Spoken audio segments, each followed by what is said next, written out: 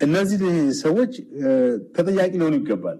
ምክንያቱም የመከላከያው ዩኒፎርም መልበስ ከዚህ በፊት ቅጣት አስከትሏል እስከ 5 ዓመት ድረስ። አንደኛ ይሄን ዩኒፎርም ለብሶ በሃይማኖታዊ ቦታዎች መገኘት ተገቢ እንዳልሆነ ወይም ከህግ አግባብ አንፃር እንደሚያስቀጣ ከዚህ በፊት ቅጣት ተላልፏል። ምክንያቱም ምንድነው ይሄን ዩኒፎርም ለብሰው በተለያየ ቦታ ለምሳሌ የዛሬ 4-5 ዓመት በፊት ነብይ ዩጩፋ ጋር ተገኝተው እሱ ዛፍ የፈውስ አገልግሎት በሚሰጥበት ሰዓት የመወደቁ መከላከያ አባላት ታስታውሳለህ።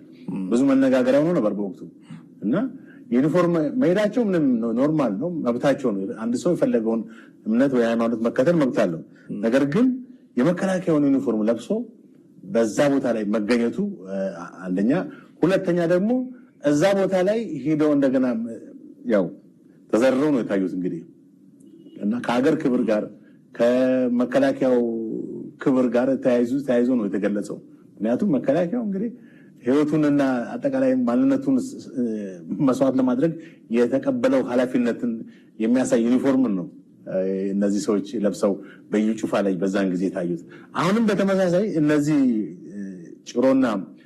ጆይ ጭሮና ሱራማን ነው ሶፎንያስ የተባለው አገልጋይ ሁለቱም በዛ ቦታ ላይ ወታደራዊ ዩኒፎርም ለብሰው ነው በጣም እንዳንድ ራሳቸውን እንዳንድ የወታደራዊ አዛዥ እንጂ እንደ መንፈሳዊ አገልጋይ አይደለም የሚታዩት።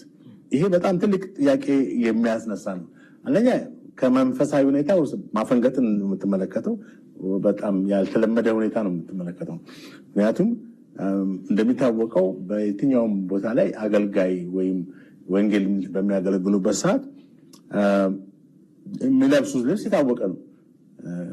ከዛ ውጪ የወታደራዊ ዩኒፎርም መልበስ እንደዚህ መከላከያ ሰራዊቱን መልበስ በጣም በህግም ሊያስጠይቅ ይችላል። እንዳልኩ እስከ 5 ዓመት ድረስ በህግ ያስጠይቃል። እና ከዚህ ጋር በተያያዘ ደግሞ የኢትዮጵያ ወንጌላዊ አማኞች ቤተክርስቲያን ካውንስሉ ይሄን እንዴት ይመለከተዋል የሚለው ነው ትልቁ ጥያቄ። እና ወደዛ ምናልባት ይሄን ነገር ካውንስሉ ዝም ብሎ ላይ አይገባም። ፈቃድ የሰጠው ካውንስሉ ነው። እንግዲህ በኢትዮጵያ ውስጥ ባሉት አብያተ ክርስቲያናቶች ሁሉ ፍቃድ የሚሰጠው ካውንስሉ ነው። ኦልሞስት ወደ 4000 ሃይማኖት የተለያዩ ዲኖሚኔሽን ቸርቾች አሉ ፍቃድ ያገኙ።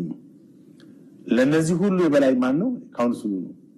ለምሳሌ በኢትዮጵያ ኦርቶዶክስ ሲኖዶሱ እንደሚባለው ማለት ነው።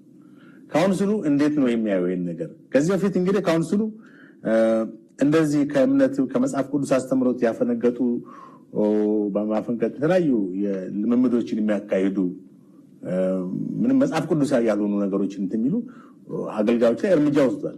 እንደምናስታውሰው የዛሬ ዓመትም አካባቢ እኛም ሄደን የካውንስሉ ቢሮ የካውንስሉን ዋና ጸሐፊ ቄስ ደረጀ ጀንበሩን አነጋግረናቸዋል። ኢንተርቪው አድርገናቸው በነዩ ጩፋ ላይ እና በሌሎችም የተወሰዱ እርምጃ በተለይ ደግሞ በዩ ጩፋ ላይ ላስትሊ ታስታውስ እንደሆነ የቤተክርስቲያኑ መታገድ አስመልክተን ቄስ ደረጀን ሄደን አነጋግረናቸው ከዛ በፊትም ደግሞ እኔ በግሌም ፓስተር ጌቱን የካውንስሉ ጸሐፊ የነበረውን በወቅቱ አነጋግሬዋለሁ እና የመለሱልኝ መልስ ምንድነው?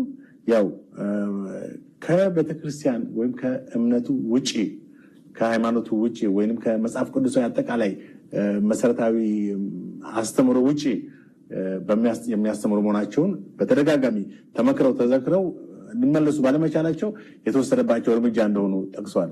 በዝርዝር እነዛንም አገልጋዮች ስማቸውን ጠቅሰው መታገዳቸውን አንዳንዶቹ ደግሞ በማስጠንቀቂያ ላይ መሆናቸውን አሳውቋል። በእርግጥ ከዛ በኋላ ይቅርታ ጠይቆ የተመለሱ ሰዎች አሉ።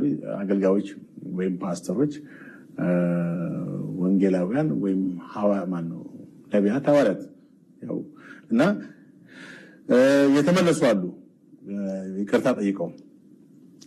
ከዛ በኋላ ደግሞ እንደገና አሁንም በተመሳሳይ እንግዲህ በየትኛውም ቦታ ላይ እየሰማን ያለ ናቸው። በተለይ በማህበራዊ ሚዲያ በየጊዜው የምንሰማቸው የምናያቸው ነገሮች አሉ። ምንድነው? ሃይማኖት ራሱን የቻለ እንትን ነው። ከፖለቲካ ጋር ግንኙነት የለውም ማለት መንግስትም በሃይማኖት ጣልቃ አይገባም። መንግስት በሃይማኖት ጣልቃ አይገባም ማለት ሃይማኖት የፈለገውን ነገር ሲያደርግ ዝም ብሎ ዳር ሆኖ ይመለከታል ሳይሆን ይሄን አድርጉ ይሄን ብሎ መንግስት ሃይማኖታዊ መንግስት አይደለም። ባጭሩ የኢትዮጵያ መንግስት ሁሉንም ሃይማኖቶች በኩል የሚያይ መንግስት ነው። ስለዚህ በሃይማኖት የውስጥ ጉዳይ ላይ ጣልቃ በመግባት የሃይማኖቱን እንትን በበላይ ሊመራ አይችልም መንግስት። ነገር ግን